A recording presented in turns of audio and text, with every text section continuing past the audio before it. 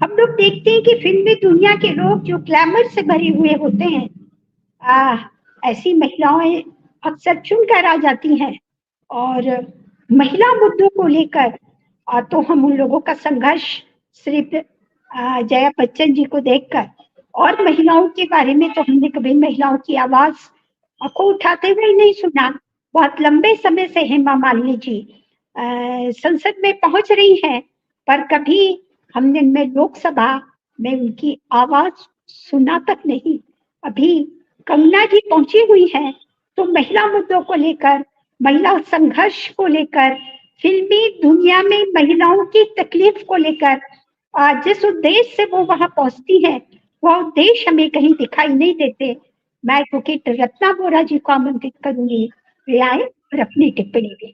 जी नमस्कार आराधना जी, बहुत बहुत धन्यवाद। आज आपने बहुजन संवाद के इस कार्यक्रम में मुझे भी आमंत्रित किया है और विषय बहुत ही रोचक विषय है, संसद में महिला सांसदों की भूमिका। तो यहाँ पर जो आज हमने देखा कि 18वीं लोकसभा में हमारी जो महिला सांसद थी उनको बढ़ने के बदले वो घट गई। आज वो 74 सिर्फ 74 रह गई है। 543 42 में से 74 ही महिला सांसद चुन के आई हैं। पर अगर आज के परिप्रेक्ष्य में बात किया जाए तो जो महिलाएं चुन के आई हैं उसमें जो विरोध पक्ष की महिलाएं चुन के आई हैं, मैं समझती हूँ बहुत ही दमदार है, बहुत मजबूत है। और कई तो महिलाएं बहुत छोटी उम्र की महिलाएं भी चुन के आई हैं और ज्यादातर मतलब सभी की सभी महिलाएं पढ़ी लिखी हैं। ऐसे पढ़ी लिखी परिवेश से आई हुई महिलाएं हैं, उनको मुद्दों की समझ है, उनको जो पार्लियामेंट की प्रोसीडिंग्स चल रही हैं उनकी समझ है।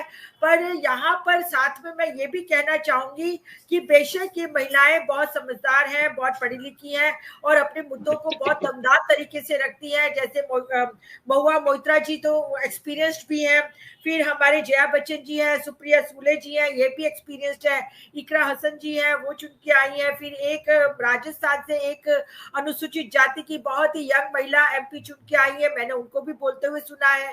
तो ये सब लोग बहुत ही सशक्त हैं। पर दुख इस बात का हो रहा है कि सिर्फ 74 ही महिलाएं क्यों। अब देखिए 1992 में जो हमारा 73rd अमेंडमेंट हुआ पार्लियामेंट में, तो वहां पे पंचायती राज सिस्टम को इंट्रोड्यूस करने में आया।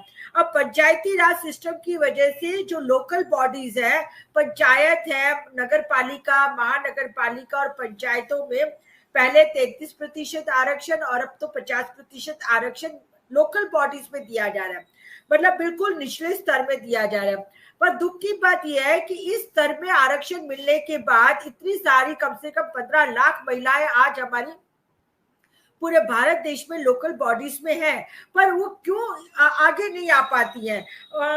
लोकल बॉडी से निकलकर वो विधानसभा में नहीं पहुंच पाती हैं, वो लोकसभा में नहीं पहुंच पाती हैं। तो मैं समझती हूँ उसके पीछे जो सत्ता पक्ष तो जवाबदार है ही, क्योंकि उन्हें कई जितने सालों से जो पेंडिंग बिल था, महिला रिजर्वेशन बिल था, वो बिल भी लेके तो आए परंतु उस बिल का कोई मतलब ही नहीं था। ऐसा बिल लेके आ गए, नारी शक्ति वंदन योजना, उसका कब इम्प्लीमेंटेशन होगा कोई नहीं जानता। तो यहाँ पे महिलाओं के साथ, उनकी आकांक्षाओं के साथ, उनके फ्यूचर्स और भविष्य के साथ तो मजाक किया। पर मैं समझती हूँ कि यहाँ पर जो पॉलिटिकल पार्टीज है वो भी उतनी ही जवाबदार है। आखिर पॉलिटिकल पार्टीज को कौन रोकता है कि वो अपनी महिलाओं को चुनकर ना भेजे या उनको टिकट ना दे। कहा जाता है कि महिलाएं जीत नहीं पाएंगी, तो कौन सी गारंटी है कि सारे पुरुष जीत ही जाएंगे। यदि महिलाओं को अपनी पार्टी का सपोर्ट होगा तो महिलाएं जीतेंगी, ऐसा नहीं है कि महिलाएं नहीं जीतती हैं। और मैं देखती हूँ कि कई सारी ऐसी पॉलिटिकल महिलाएं हैं जो पुरुषों से ज्यादा समझ रखती हैं, जो पुरुषों से ज्यादा अपना एक अहम फैसला देती हैं और अपनी जो कॉन्स्टिट्यूंसीज है उसमें एक्टिव भी हैं। पर क्योंकि उसको बैकअप नहीं होता है तो वो मेन स्ट्रीम की पॉलिटिक्स में नहीं जुड़ पाती हैं। साथ ही थोड़ा सा ये भी कहना है कि जो राजनीतिक परिवार की महिलाएं हैं उनको तो चांस मिल जाता है, परंतु जो सामान्य जो मध्यम वर्गीय जो जिनका कोई पॉलिटिकल बैकग्राउंड नहीं होता है उनको चांस नहीं मिल पाता है। तो ये एक दुखद सा बात है।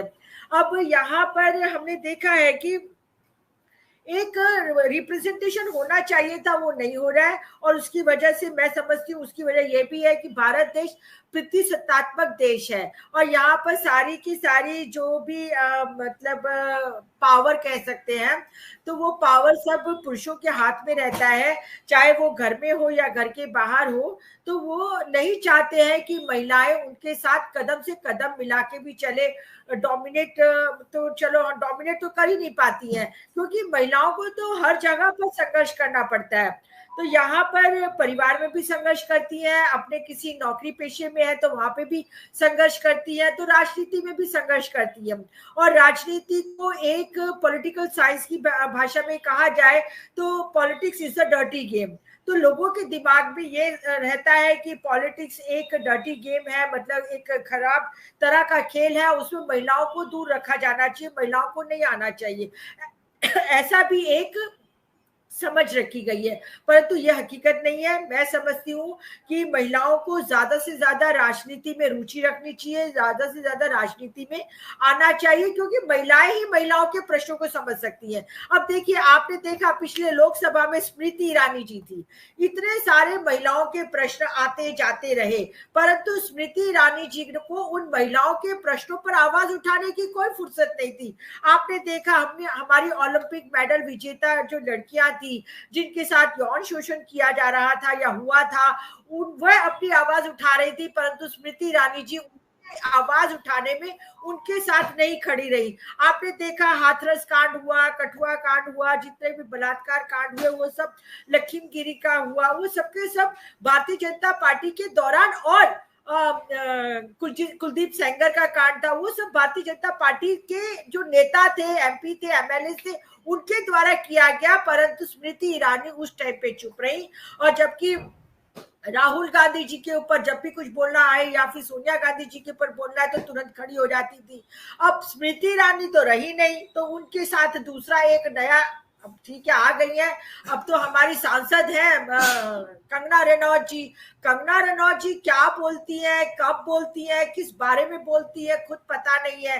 अब पार्टी के कल्चर के हिसाब से और पार्टी के बैकअप के हिसाब से वो राजनीति में आ तो गई, पर क्या वो सचमुच राजनीति के लायक महिला है, पहले ये सोचने वाली बात है। कुछ भी उठपटांग बोलती है, कहती है कि 2014 में भारत देश को आजादी मिली।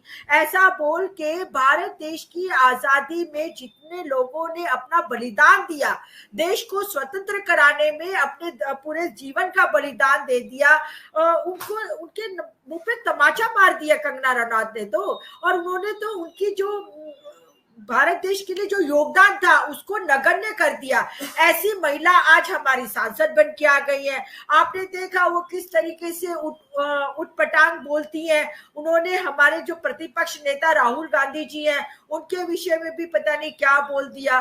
तो कहने का मेरा मतलब यह है कि अब महिलाएं आ रही हैं, पर उनमें भी समझ होनी चाहिए कि क्या बोलना है क्या नहीं बोलना है। हाँ, परंतु जो विरोध पक्ष की नेता हैं, जो महिलाएं, वो बहुत सटीक है, बहुत समझदार है और बहुत दमदार तरीके से अपनी बात रखती है। परंतु जो भारतीय जनता पार्टी की महिलाएं हैं उन्हें समझना पड़ेगा, उन्हें देखना पड़ेगा कि भी कैसे कैसे मुद्दों पे बात करनी चाहिए, क्योंकि ज्यादातर मुद्दे महिलाओं से मिल जुड़े रहते हैं। और हम तो आधी आबादी है ना, हमारी आबादी का क्या मतलब, हमारे अगर रेप भी होता है तो महिलाओं से जुड़ा मुद्दा है, अगर आप तलाक की भी बात करते हो तो महिलाओं से जुड़ा मुद्दा है, अगर आप मेंटेनेंस की बात करते हो तो वो भी महिलाओं से जुड़ा मुद्दा है, अगर बिल्किस बानो का प्रश्न खड़ा होता है तो महिलाओं से जुड़ा मुद्दा है, अगर हमारी खिलाड़ियों के साथ जुड़ा मुद्दा है तो वो भी महिलाओं से, महंगाई का मुद्दा है तो महिलाओं से, बजट का मुद्दा है तो महिलाओं से जुड़ा है। मतलब आप महिलाओं से जुड़े मुद्दों पे बात तो करते हैं परंतु महिलाओं को संसद में आने नहीं देते हैं।